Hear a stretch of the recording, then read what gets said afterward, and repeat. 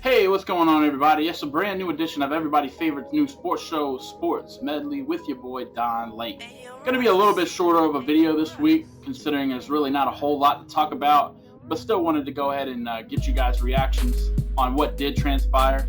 So let's go ahead and get things started with the biggest blockbuster of them all. So I'm not a huge fan of this trade at all. I thought that the Heat would have been a much better place because him and Jimmy Butler are two completely different type of players. But unfortunately, that wasn't the case. And so here he comes to the Rockets. Now, I could be wrong, and they can play very well together. However, I don't see that happening. When you got the number one and number two guys that have the usage rate in the NBA on the same team, that just doesn't make any sense to me. I mean, Harden has to have the ball to shoot 45 points a game. Russ has to have the ball to get his triple doubles, and it's just gonna be butting heads all season long between who's gonna get the final shot, or what happens with when the game's on the line. And so I just feel like there could have been a better situation for Russ. Again, maybe I'm wrong, and they actually play well together, and they're a lock for the playoffs. Who knows? I just don't like it.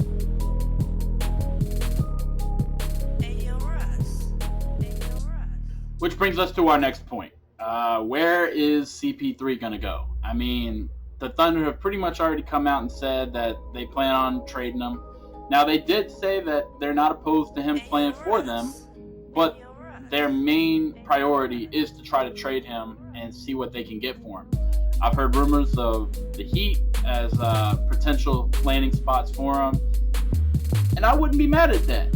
I think that him and Jimmy Butler would play really well. Chris Paul is one of those guys who can shoot. He's definitely at the end of his career, but he's still got plenty in the tank to where he's not going to just come on the bench, or come off the bench rather, and be a supporting player. He's still one of the guys that you want to have in the game the main majority of the time. The only thing is that I feel like the asking price for him is probably going to be pretty steep.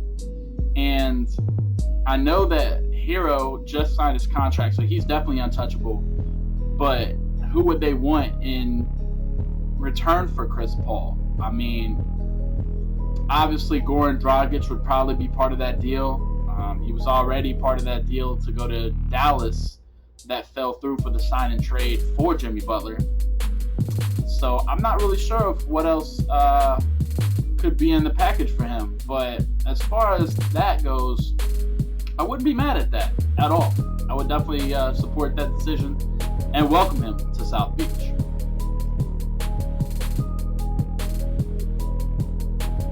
Now, for all my baseball fans out there, if you didn't watch the Home Run Derby, I don't know what you were doing, but you missed quite a spectacle.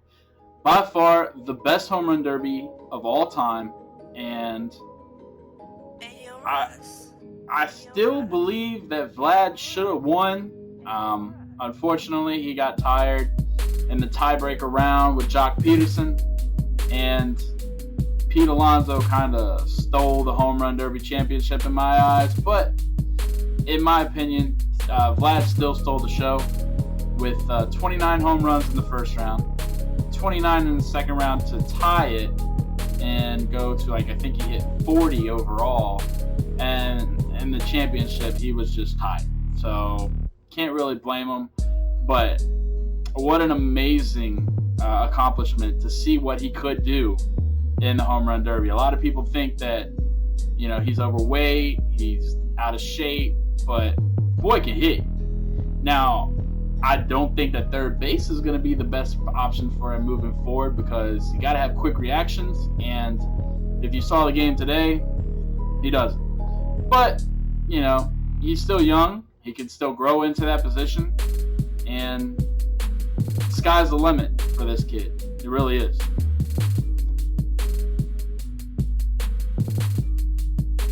What a great game it was for the avid sports fan and baseball fan. For the occasional or casual fan, probably wasn't the best game to watch to represent the sport just because of the lack of offense. But it's the All-Star game, so you never know. These guys are at the top level for the reason.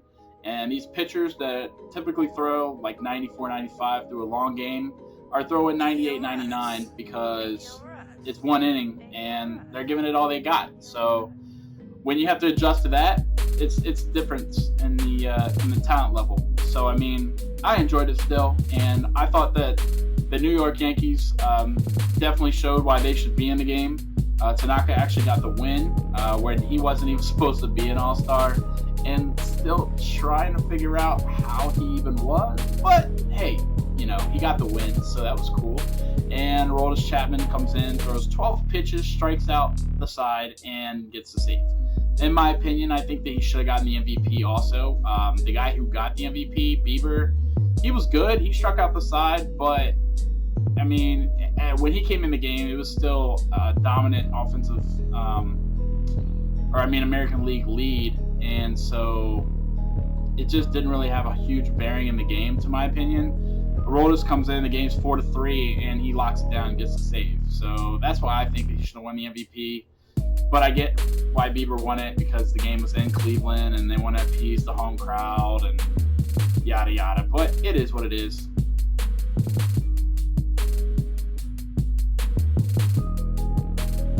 Now we're getting close to the MLB Trade Deadline, and some guys have already been traded. Andrew Cashner went to the Red Sox. Homer Bailey to the Athletics.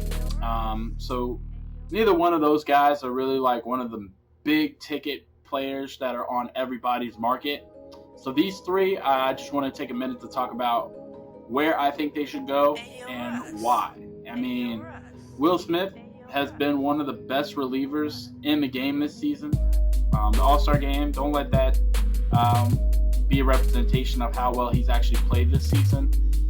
He's probably been the most dominant reliever in the Giants team, and I mean, I know that's not saying much considering where the Giants are in terms of the standings, but his play speaks for itself. As much as I would hate to see it, I think that Boston is probably a good destination for him, considering their bullpen is atrocious.